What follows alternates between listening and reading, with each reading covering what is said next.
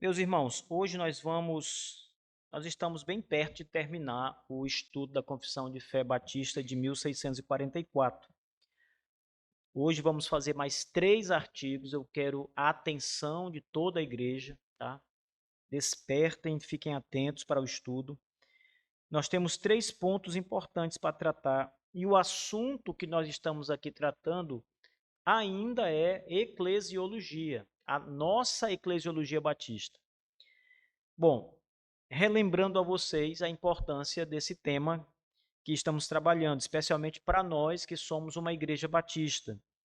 Essa é a primeira confissão escrita, é a primeira declaração dos nossos pais batistas sobre a sua eclesiologia. Então, se nós temos aquela intenção de pensar assim, como é que os nossos primeiros pais pensaram sobre esse tema em particular?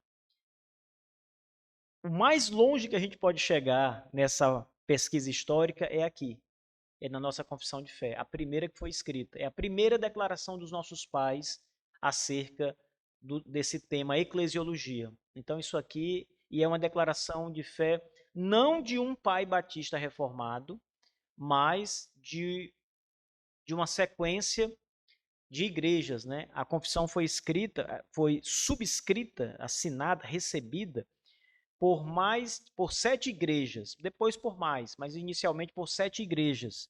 Então nós temos aqui um documento que é um documento que várias igrejas subscreveram porque entenderam ser essa de fato a posição da Escritura Sagrada. Essas igrejas, claro, todas eram igrejas batistas, de fé e de tradição batista. E esse documento, irmãos, ele, apesar da sua simplicidade em alguns pontos, não é um documento tão complicado de ler, ele ensina coisas muito valiosas na confissão, nessa confissão, que inclusive não estão, pelo menos não estão de maneira tão explícita como estão aqui na confissão de 1644, não estão na confissão de 1689, que é o documento mais completo que nós temos, o documento que nós adotamos na nossa igreja. Porém, essa confissão, ainda que seja menor, ela traz coisas importantes que a nossa confissão maior não fala. Ela não era contrária a isso, mas ela não falou explicitamente sobre isso. Às vezes surgem questões relacionadas a essas duas confissões de fé, e uma delas é que alguns dos pesquisadores, poucos na verdade, mas alguns dizem o seguinte: os batistas que escreveram a primeira confissão de fé, eles tinham uma posição um pouco diferente dos batistas que escreveram a segunda confissão de fé. Mas isso não é verdade, isso é um engano, porque os batistas que escreveram a primeira confissão de fé foram os que escreveram a segunda confissão de fé. Vários deles aqui estavam vivos na segunda confissão de fé. E vários das igrejas que subscreveram essa primeira confissão subscreveram também a segunda. Isso só serve para nos mostrar que não havia nenhum tipo de desacordo, nenhum tipo de contradição entre as afirmações confessionais. A grande questão é que a confissão de 1689 ela segue o padrão das igrejas reformadas, da igreja presbiteriana, da igreja congregacional, que é a confissão de fé de Westminster.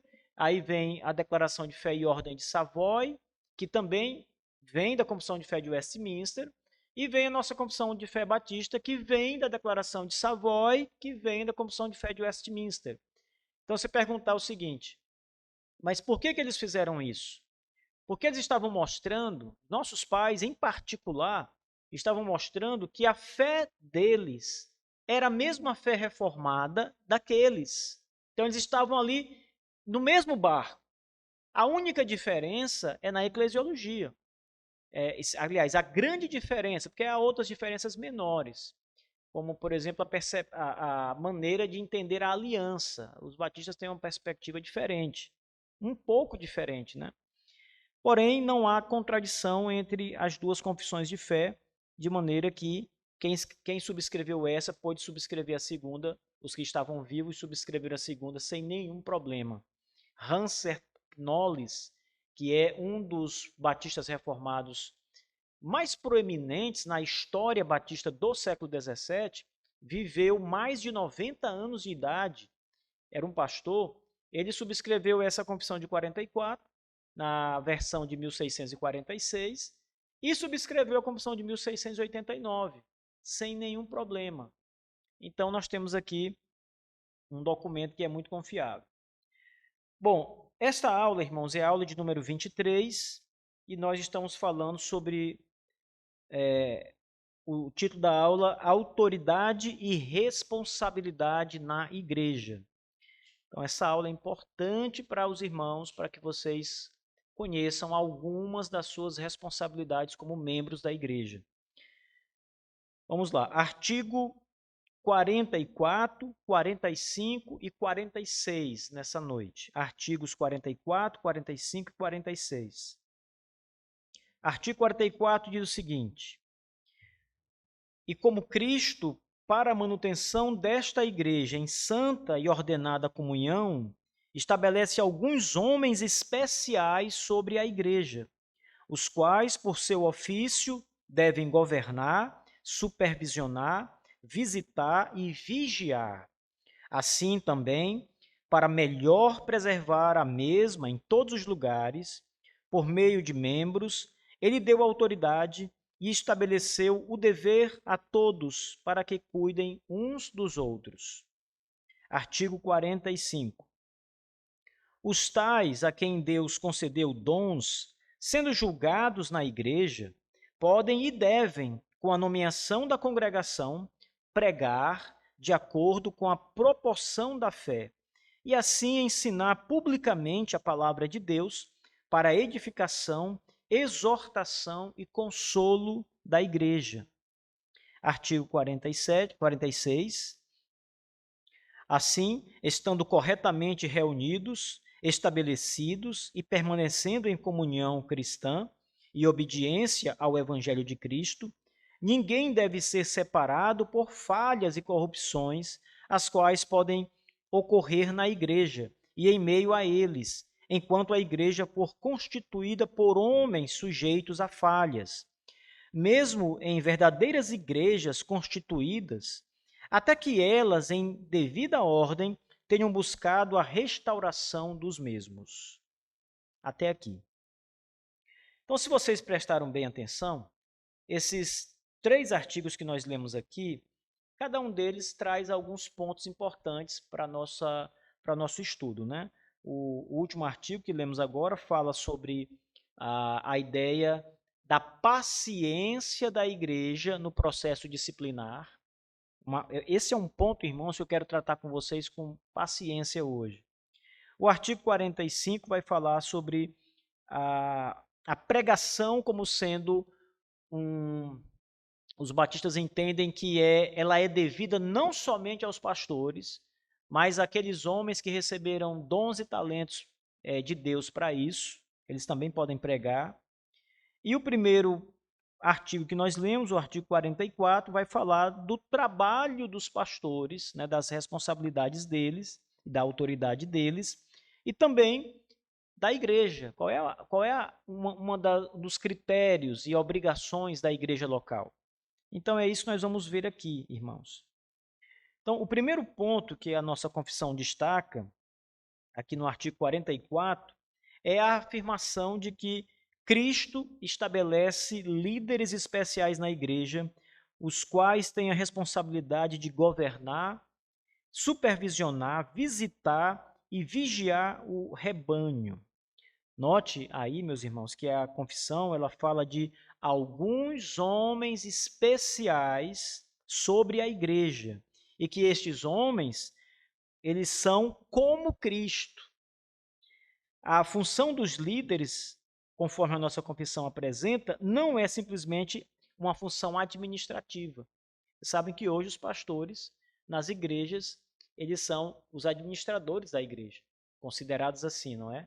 Mas essa não é uma função básica de um pastor. O pastor pode dar alguma contribuição nessa área também, mas a função dele não é essa, não é administrar a igreja no sentido de finanças, né, de gerenciar todas as coisas. Ele não tem essa obrigação básica, né? Embora seja isso que a gente veja hoje, né? Pastores administradores, pastores que são quase como coaches, né, da igreja, etc. Então, a função deles não é essa, mas eles têm uma função que é muito mais espiritual. Eles são chamados para cuidar da comunhão, da santa comunhão que é ordenada pelo Senhor, e exercendo assim a sua autoridade com responsabilidade, com temor a Deus. Então, o primeiro ponto importante é que a confissão reconhece que Deus separou homens especiais para a igreja. Esses homens especiais, esse aqui deve ser entendido com cautela. Não são homens melhores do que outros. Por exemplo, eu sou pastor dessa igreja, eu não sou melhor do que os outros homens dessa igreja. A ideia de especial aqui é a ideia de Deus ter dado a estes homens dons e talentos para cuidar da igreja. Então, eles são especiais no sentido de terem recebido de Deus o chamado, o comissionamento para a obra e terem recebido também os dons necessários para exercer o ministério, não é? E a confissão também vai nos mostrar aqui que esses oficiais da igreja, ou líderes, ou homens especiais, como a confissão apresenta, eles têm o papel de governar, supervisionar, visitar e vigiar o rebanho. Que coisa interessante, irmãos. A primeira parte é parte do papel dos pastores governar a igreja. Isso aqui é importante porque em igrejas batistas modernas, os pastores não governam. Quem é que governa a igreja na maioria das igrejas batistas que vocês conhecem? É o pastor ou é a própria igreja? É a própria igreja. É o chamado congregacionalismo puro. Ou seja, nós temos uma decisão a tomar, às vezes o pastor, como o pastor da igreja, né, o líder da igreja, ele sabe qual é a melhor decisão ali, mas às vezes como é levado para uma votação, as pessoas escolhem uma outra coisa e não aquilo que o pastor tinha em mente, por exemplo, né? Essa é a maneira de que a maioria das igrejas batistas são governadas hoje. Mas essa não é a maneira bíblica. A maneira bíblica, a congregação, ela participa do governo da igreja. Em algumas questões, não em todas elas. Existem questões que só os pastores já vão levar para a igreja a decisão tomada, para a igreja sancionar a decisão. Porque são questões que cabem aos líderes da igreja, aos homens que a própria igreja escolheu para governar sobre ela, aos homens que a própria igreja entendeu e viu que Deus levantou e deu talentos e autoridades para que eles governassem a igreja. Então, de fato, irmãos, tem algumas questões que cabe ao pastor da igreja ou aos pastores da igreja, o governo e a congregação, a igreja como um todo, deve apenas ouvir e entender que estão sendo guiadas pelos líderes que Deus deu à igreja. Essas decisões, geralmente, elas são de cunho espiritual, teológico, disputas teológicas, coisas mais ligadas ao próprio ministério mesmo. Agora, quando a gente está falando sobre decisões, sobre tomadas de decisões em relação a patrimônio, a entrada e saída de membros, etc., estas decisões a congregação participa. Aí o pastor não governa sozinho, ele governa com a ajuda da igreja. É por isso que quando um membro, por exemplo, ele é disciplinado e excluído da igreja, ele não é excluído pelo pastor da igreja, ele é excluído pela igreja. Então a congregação também exclui aquela pessoa. Não é uma pessoa ou um grupo de líderes ou a diretoria, mas toda a igreja reunida que decide pela exclusão de um membro, depois de que o caso, obviamente, ele é ali apresentado diante da igreja, né?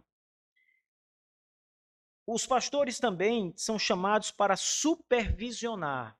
Supervisionar é a ideia de bispo. A palavra bispo é supervisor.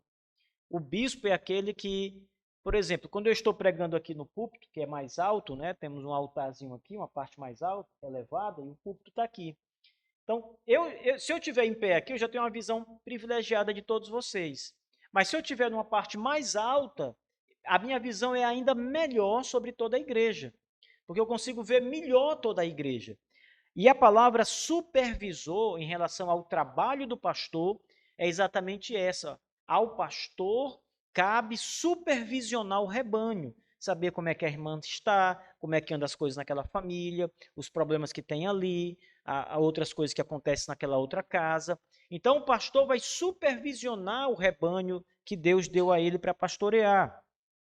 Também cabe ao pastor a visita pastoral. Visitar, irmãos, é uma tarefa que eu considero, embora eu não faça muito por conta de não residir aqui em Teresina, mas que eu considero uma das tarefas vitais do ministério pastoral. É claro que as visitas não podem ser inoportunas, né? O pastor não pode morar na casa de alguém, todo dia ir lá, né? Eita, o pastor não sai daqui de casa, né? Mas o pastor precisa visitar o seu rebanho com constância, né? Por exemplo, algumas pessoas que estudam essa questão do ministério pastoral sugerem que o pastor faça pelo menos, dependendo do tamanho da igreja, se for uma igreja pequena, 2 visitas por ano a cada família da igreja. E se for uma igreja grande, pelo menos visite uma vez por ano cada família. Então, o trabalho de visitação, ele é um trabalho muito importante. E a visitação não é simplesmente chegar na casa de alguém e bater um papo com a pessoa sobre coisas que não têm nada a ver com a fé, com a espiritualidade. A visitação pastoral, ela tem o objetivo de fortalecer aquela família, de sondar aquela família. O pastor vai observar aquela família, aquela casa, as pessoas que estão ali, como estão vivendo, como se comportam ali. E ele também vai, obviamente, investigar, fazendo perguntas, dando também orientação pastoral através de aconselhamento, etc. Levando àquela casa ensino bíblico. Então, quando eu fui pastor na igreja anterior, todas as quintas-feiras eu tinha visita pastoral. E ali nas visitas pastorais, eu levava, eu fazia 2 perguntas do catecismo. Quando eu ia visitar alguém, eu já levava 2 perguntinhas ali, e a gente fazia um estudo bíblico sobre as 2 perguntas. Depois tínhamos um tempo de oração com a família, e depois conversávamos, tomávamos um café, né? Havia ali um momento também de a gente descontrair. Mas o foco da visita é a espiritualidade, é o crescimento do rebanho. E também cabe ao pastor, segundo a nossa confissão, vigiar o rebanho. O vigiar aqui não é ser aquele pastor que vive, no caso moderno, né, olhando aqui para o nosso tempo, vive nas redes sociais, olhando as redes sociais dos irmãos para ver o que eles estão postando, etc, etc. Esse trabalho, ele também pode acontecer de vez em quando. Não pode ser me ajudem com a palavra. Tem que ser esporádico, né? Não pode ser algo ali que o cara fique todo dia, deixa eu ver aqui como é que tá o Facebook do irmão hoje, o Instagram. Não é isso. O vigiar aqui significa cuidar da igreja, ajudar a igreja em relação à doutrina, observar a vida dos irmãos se está de acordo com o evangelho. É nesse sentido que a expressão deve ser entendida aqui. Então, isso cabe aos líderes da igreja. A base bíblica, irmãos, para esse papel da liderança, ela é apoiada em várias passagens do Novo Testamento. Atos, capítulo 20, do verso 27 ao 28, o apóstolo Paulo exorta os presbíteros da igreja em Éfeso para pastorear a igreja de Deus. Então, as palavras de Paulo aos presbíteros da igreja, aos líderes da igreja, aos homens especiais, como diz a confissão, foi para que eles pastoreiem o rebanho de Deus. Pastorear não é só pregar. Pregar é a tarefa principal do pastoreio, mas ela não é a única tarefa do pastor. Como nós vimos aqui, o ministério tem outras atividades, não é? Então, Paulo diz àqueles pastores: pastoreiem a igreja de Deus. E ele diz isso com a responsabilidade de vigiar o rebanho. Em Hebreus capítulo 13, verso 17, ali é revelado que os líderes espirituais devem ser obedecidos, pois são responsáveis pela alma de cada crente daquela igreja, né? Então, por outro lado, assim como os pastores têm que pastorear, a igreja tem que obedecer os seus líderes. Então, é uma troca mútua. Deus nos deu essa incumbência, como líderes, cuidar do rebanho. E o rebanho em si obedecer aos seus líderes, obedecer aos seus pastores. Então, Hebreus 13, 17 revela isso muito bem. A liderança na igreja é vista como um ministério de cuidado e proteção espiritual, onde a autoridade é exercida com a finalidade de promover a espiritualidade e a ordem dentro da igreja do Senhor. Segundo ponto, a nossa confissão diz que Cristo também, abre aspas, estabeleceu o dever a todos para que cuidem uns dos outros. Então, nós temos a tarefa, a primeira tarefa, que é a tarefa dos pastores, que acabamos de ver aqui. Por outro lado, a confissão também reconhece que Cristo deu à igreja responsabilidades. Quais são essas responsabilidades? Uma delas, irmãos, é cuidar do seu irmão. Você precisa, como igreja, cuidar do seu irmão. Então, os irmãos precisam cuidar mutuamente um do outro, ajudar uns aos outros. Precisam suprir as necessidades uns dos outros. Precisam se doar uns pelos outros. Isso é um ponto importante, irmãos, porque a minha esposa ela estava dizendo algo ontem. Ela disse assim, pensando naquela passagem que é dito o seguinte, que o amor de muitos esfriará. Ela disse, eu fico pensando nessas palavras, que o amor de muitos vai esfriar, e eu penso no amor em todos os aspectos, inclusive o amor na igreja, né? Entre os irmãos mesmo. E ela começou a dizer, antigamente, citando vários exemplos de coisas que não tem nada a ver com a igreja, né? Só para a gente entender. Antigamente era assim, assim, hoje as coisas estão bem diferentes, né? Os pais com os filhos, a própria igreja. Então, um dos aspectos, irmãos, da confissão é que a igreja cuide do seu irmão, cuide bem uns dos outros. Então, embora Cristo tenha estabelecido líderes especiais para guiar a igreja, a nossa confissão enfatiza que todos os membros da igreja também têm um papel importante na manutenção da comunhão e da ordem na igreja.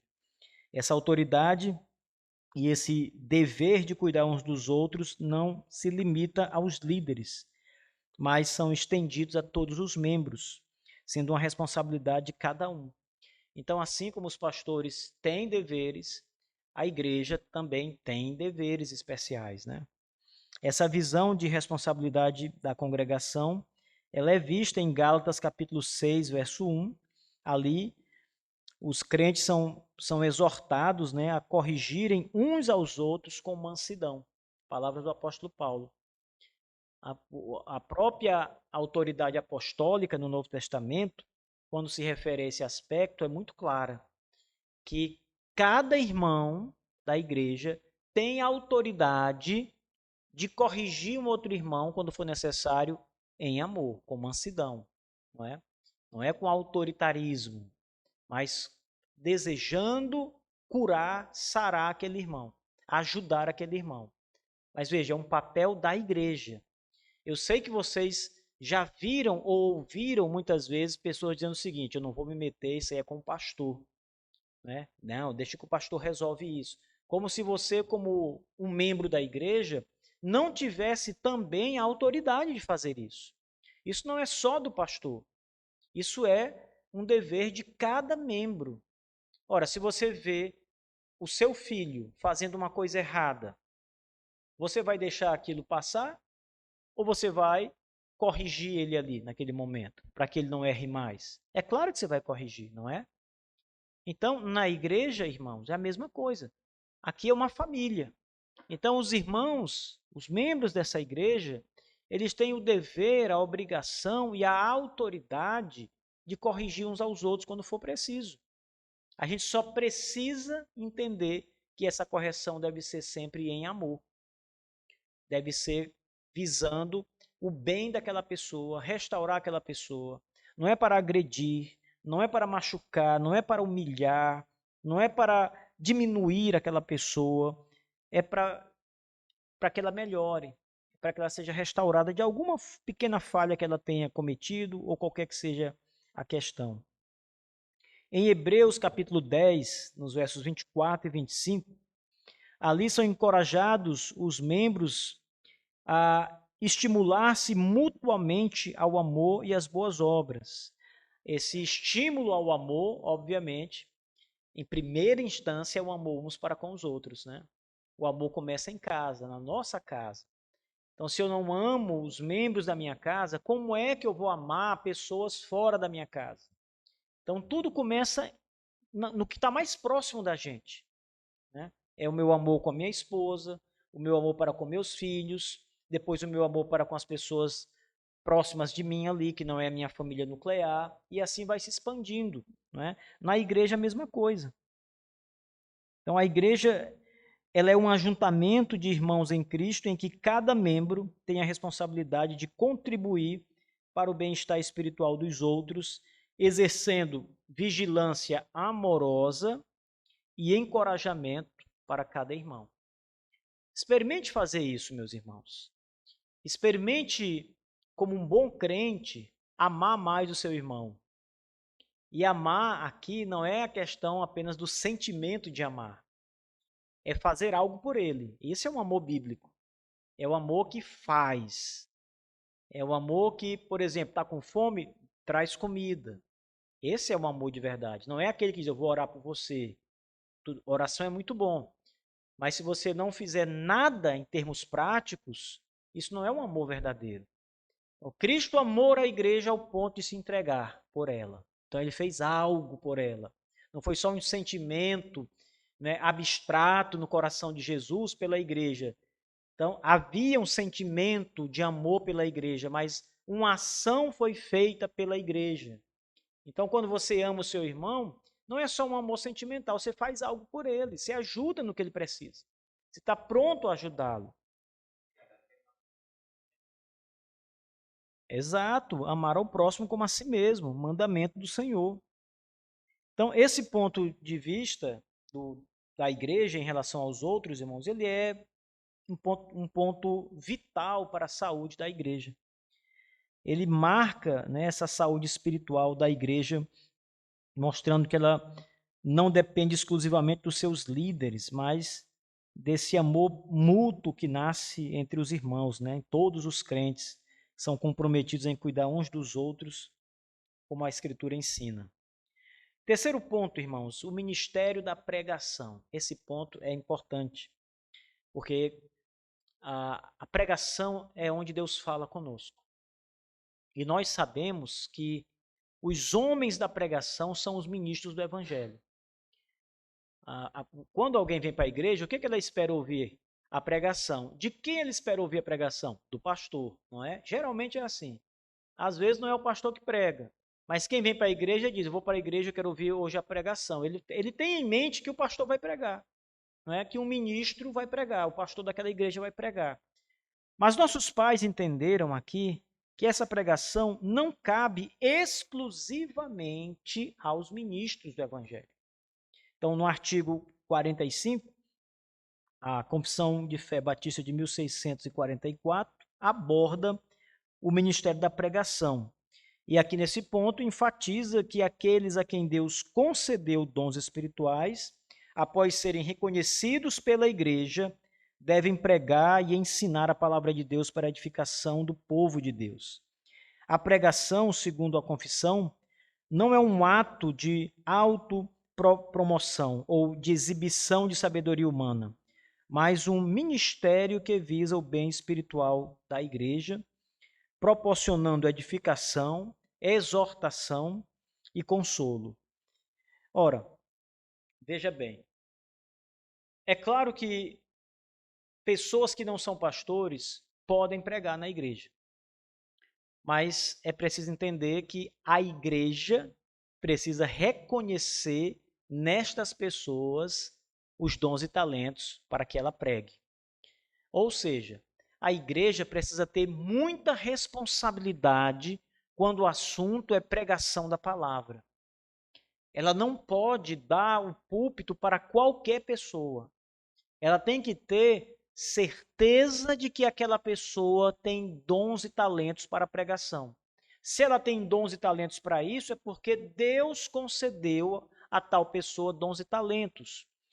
Essa passagem da nossa confissão, irmãos, ela aponta não só para os ministros, mas também para aqueles que serão ministros, mesmo que ainda não sejam ordenados.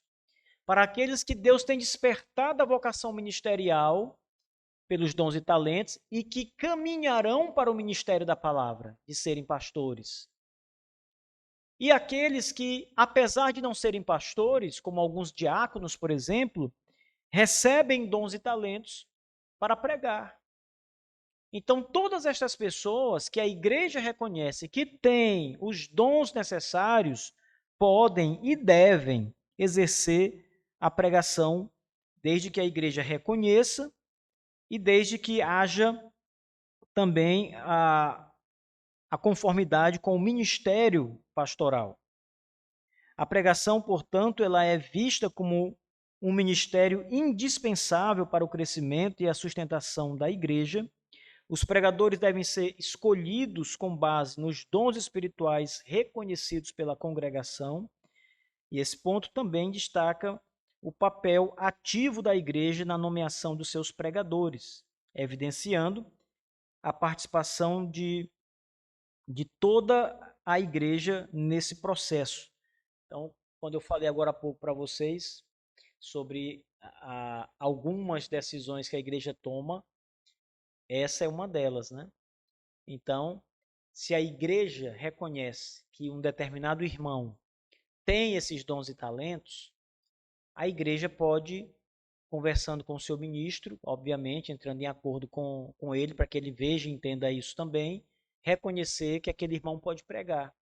Esse poder pregar não quer dizer que ele vai pregar como pastor da igreja, com a mesma disposição de tempo do pastor, mas que esporadicamente o púlpito deve ser entregue a ele, porque ele recebeu de Deus os dons e talentos para pregar, ainda que não seja um pastor.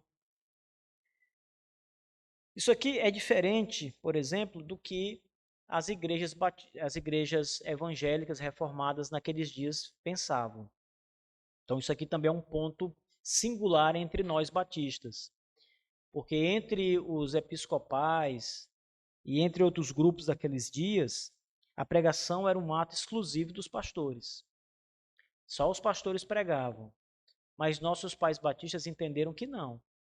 Entenderam que a pregação também deve ser compartilhada por aqueles que, não sendo pastores, têm dons e talentos de pregação. Não receberam chamado pastoral, mas receberam dons e talentos para pregar. Talvez a gente pergunte o seguinte, mas por que Deus daria dons e talentos para alguém pregar se não deu para ele os dons para pastorear? Pregar é um dos dons que o pastor precisa, mas não é o único dom. Porque, irmãos, aquele que vai pregar, ele pode exercer a pregação em muitos cenários diferentes. Por exemplo, alguém que vai ser um missionário, ele precisa pregar, mas não necessariamente ele precisa ser pastor de uma igreja. Aqueles que vão e pregam de maneira itinerante, ou seja, eles saem de uma cidade para outra, pregando, às vezes em praças públicas, em locais abertos. Essas pessoas não têm uma igreja naquele lugar, mas elas pregam o evangelho naquele lugar, entende? Então Deus, de fato, dá dons e talentos para pessoas que não são pastores. Por exemplo, nas Escrituras, nós vamos encontrar no livro de Atos, o diácono Estevão pregando. Ele é morto enquanto está pregando sobre Jesus, lá em Atos 7, né? 7, 8. Estevão é morto quando está pregando, ele é apedrejado. E Estevão não era pastor, ele era diácono da igreja. Então, nossos pais entenderam dessa forma. Em quarto lugar, irmãos, a comunhão cristã e a persistência na unidade da igreja. Eu vou ler esse ponto quarto, depois eu quero falar sobre a disciplina para a gente encerrar. Aqui no artigo 46, é abordado um princípio muito importante para a vida da igreja, que é a comunhão cristã e a unidade entre os irmãos. Mesmo quando surgem falhas ou corrupções dentro da igreja, os membros não devem se separar facilmente da comunhão, mas devem buscar a restauração e a reconciliação. Veja, irmãos, imagine o cenário de uma igreja local em que um certo irmão, cai numa falha. Se a gente for pensar de maneira que a gente está acostumado a ver, por exemplo, a gente vai pensar logo na questão da disciplina, não é? Ah, ele caiu numa falha, tem que ser disciplinado. O que a nossa confissão está dizendo não é nada contra a disciplina, ela é totalmente a favor da disciplina bíblica. Mas o que ela está dizendo é que a igreja não deve ter em mente separar uma pessoa que está em falta rapidamente, ou seja, excluí-la rapidamente, pô-la à parte rapidamente. Esse não deve ser o primeiro pensamento da igreja. O primeiro pensamento da igreja deve ser tentar restaurar aquele irmão no meio da unidade da igreja, dentro, em conformidade com a unidade da igreja, cuidar dele, sarar suas feridas, em lugar de separá-lo imediatamente. É claro que o processo de separação ele vai acontecer se as primeiras medidas não surtirem efeito. Às vezes a pessoa está obstinada no pecado. E aí, por mais que a igreja queira cuidar dele, ajudá-lo, ele não quer. E ele persiste no erro, ele teima com a igreja, ele é rebelde. Então, nesses casos, é claro que a igreja vai acabar disciplinando e eliminando a pessoa. Mas veja, isso aqui a gente está falando de passos lá no final do processo. No começo, a ideia deve ser, vamos restaurar o irmão. Irmãos, olha, vocês podem pensar que não é assim, mas em muitas e muitas igrejas, quando qualquer pessoa cai num pecado, a primeira coisa que vem na mente da igreja, ou de grande parte da igreja, é disciplinar. Não é tratar, não é cuidar, não é restaurar, é impor uma sanção disciplinar na pessoa. Ah, tira ele de tal lugar. Afasta ele de tal função. Proíbe ele disso ou daquilo. Entende? Imediatamente é isso. E a ideia da disciplina não é essa. Isso aí é um resultado da disciplina quando as primeiras tentativas de restauração falham. Todos nós pecamos o tempo todo. Quem é aqui que não pecou hoje? Todos nós pecamos, irmãos, o tempo todo. E mesmo assim, ninguém está afastado da comunhão. Então, quando você sabe de um pecado que se torna notório, de um pecado que requer que a igreja tome uma postura, o que a gente tem que ter em mente é que é necessário pensar em restaurar aquele irmão, em lugar de pensar em tirar ele de alguma coisa, disciplinar ele de algo, é restaurar o irmão. Essa outra parte só vai acontecer se essa primeira falhar e não houver restauração, não houver arrependimento, não houver entendimento em relação a isso. Aí é que a disciplina, de maneira mais forte, vai ser exercida. Então a confissão ela reconhece que devido à natureza humana pecaminosa, falhas inevitavelmente ocorrerão até mesmo nas igrejas mais puras, nas igrejas verdadeiras. Contudo, o princípio de não abandonar a comunhão sugere uma visão de igreja como uma comunidade de graça e paciência, onde as falhas são tratadas com cuidado e correção amorosa, em vez de divisão ou rejeição rápida. Então, um ponto que nós devemos aqui tomar muito cuidado, irmãos. É nesse, de não chegar logo ali com a navalha para separar, não é? Um irmão que pecou, mas de tentar com amor restaurar. Esse deve ser o nosso pensamento primeiro e mais persistente. Restaurar o irmão em falha. Às vezes a disciplina nem segue adiante. Na verdade, às vezes, o processo disciplinar nem é aberto. Porque quando se tem conhecimento de uma falta, dependendo da falta, claro, existem coisas que são, como aquele caso de 1 Coríntios 5, né? Que são coisas muito absurdas mesmo, né? Que têm que ser tratadas com força.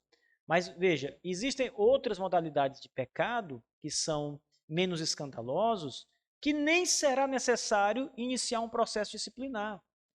A própria restauração acontece antes que a disciplina seja oficialmente iniciada. Então, é excelente, veja, é isso que nós precisamos ter sempre em mente. Quando isso não é possível, é que outros pontos acontecem. Então, a ideia que nós temos aqui é fundamentada em passagens como Efésios 4:16, em que o apóstolo Paulo fala sobre a importância de manter a unidade do Espírito pelo vínculo da paz. Também em Hebreus 10, verso 25, ali, os crentes são exortados a não abandonarem a congregação, mesmo em meio às dificuldades. Então, a confissão, ela promove uma visão de unidade e compromisso duradouro com a igreja, apesar das imperfeições. Em outras palavras, irmãos, os nossos pais batistas, eles entenderam que a igreja, ela é um reino de pessoas que ainda são pecadoras.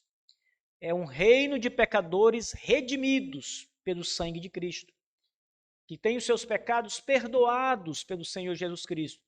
E nós, que somos parte desse reino, devemos agir como o Senhor Jesus agiu e está disposto a restaurar, a perdoar, a levantar aquela pessoa do seu estado de fragilidade e não automaticamente querer cortar aquela pessoa. Então, esse é um dos pontos importantes para a nossa meditação.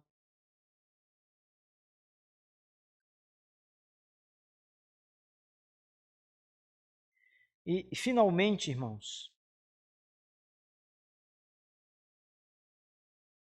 a disciplina da igreja ela é vista como um meio de promover a santidade e a saúde espiritual da igreja. Mateus 18:17, ele aponta pontos claros sobre como lidar com o pecado dentro da igreja, orientando os crentes a confrontar os erros em amor e buscar a reconciliação. É somente quando todos os esforços de restauração falham é que a separação ou a exclusão pode ser considerado como o último recurso a ser tomado. Essa abordagem da disciplina ela é importante porque reflete uma visão equilibrada de justiça e de misericórdia na vida da igreja. O objetivo final da disciplina sempre é restaurar e curar, não a punição ou a exclusão definitiva. Às vezes isso acontece, mas não é o que a igreja quer. O que a igreja quer quando um processo disciplinar é aberto é a restauração da pessoa. Quando isso não é possível, é porque aquela pessoa está demonstrando que não é uma pessoa regenerada, não se arrepende das suas falhas. Aí a igreja diz: esta pessoa não é parte do corpo de Cristo, ela é tirada.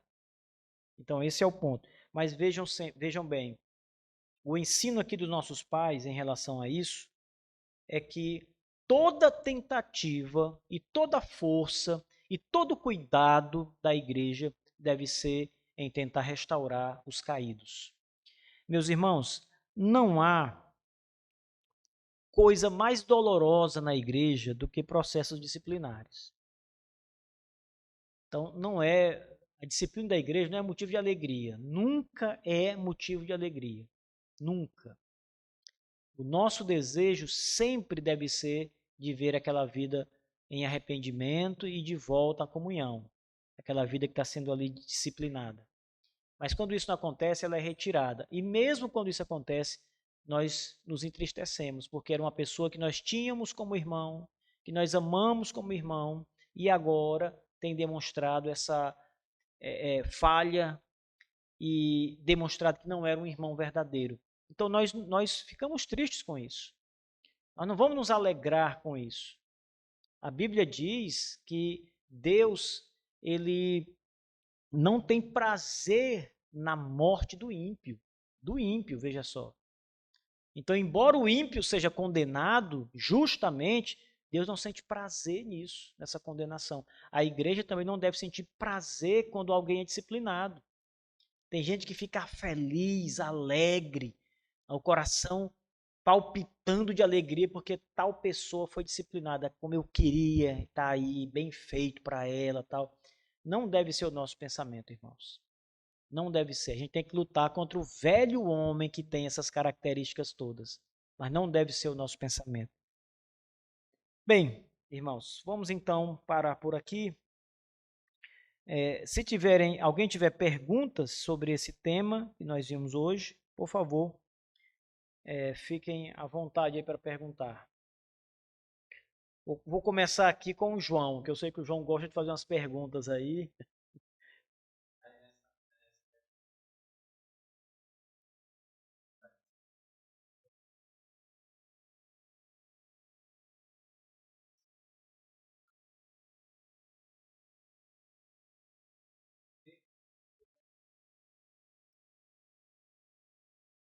Uhum.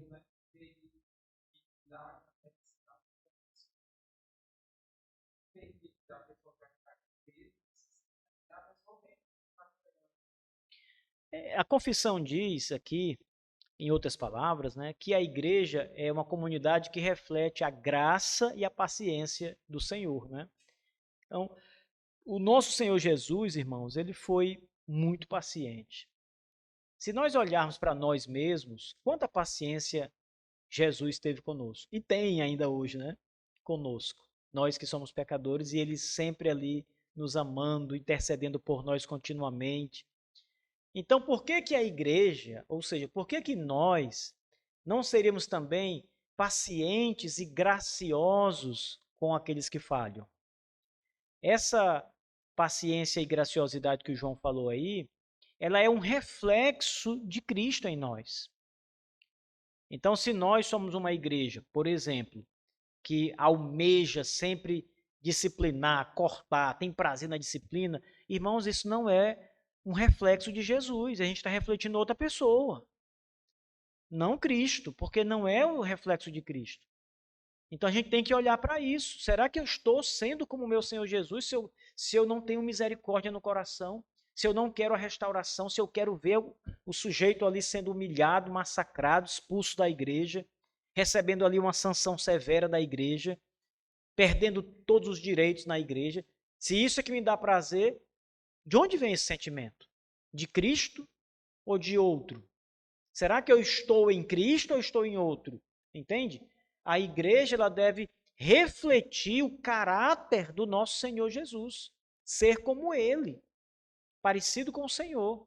Agora, é preciso entender que, embora a igreja exerça a paciência e a graça não é sem fim. Ou seja, há um limite. E quando o sujeito em pecado se mostra, de fato, sem arrependimento e permanece em rebeldia sempre, né? Aí as sanções vão aumentar, porque a graça e a misericórdia foi dada e ele não quer, ele não aceita. Então, ele está dando sinais de que não é um cristão, né? Se ele não reconhece seu pecado e não quer mudar o seu pecado. Ele está dando sinais claros. Então, a igreja tem que partir para um outro ponto, né? Sempre tentando restaurar, até chegar ao ponto de ser excluído de fato da igreja. Mas alguém tem perguntas ou comentários aqui, irmãos?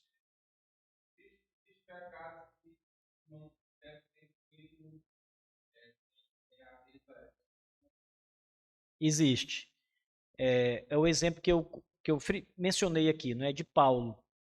Por exemplo, quando ele está escrevendo aos Coríntios, ele fala de maneira muito dura com a igreja, porque ela ainda mantinha no seu meio um homem que havia tido relações sexuais com a sua madrasta, a mulher do pai dele.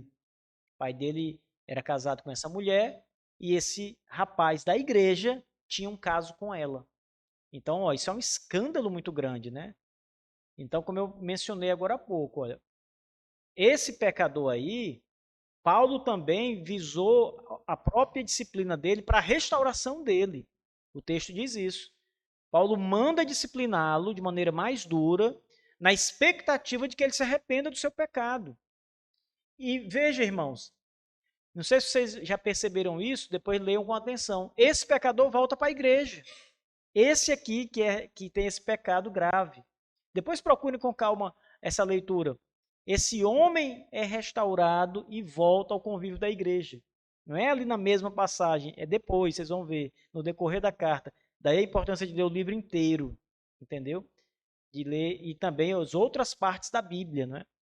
Então, Leandro, existe sim alguns pecados que devem ser tratados de maneira mais sumária. A disciplina deve ser de maneira mais sumária mesmo.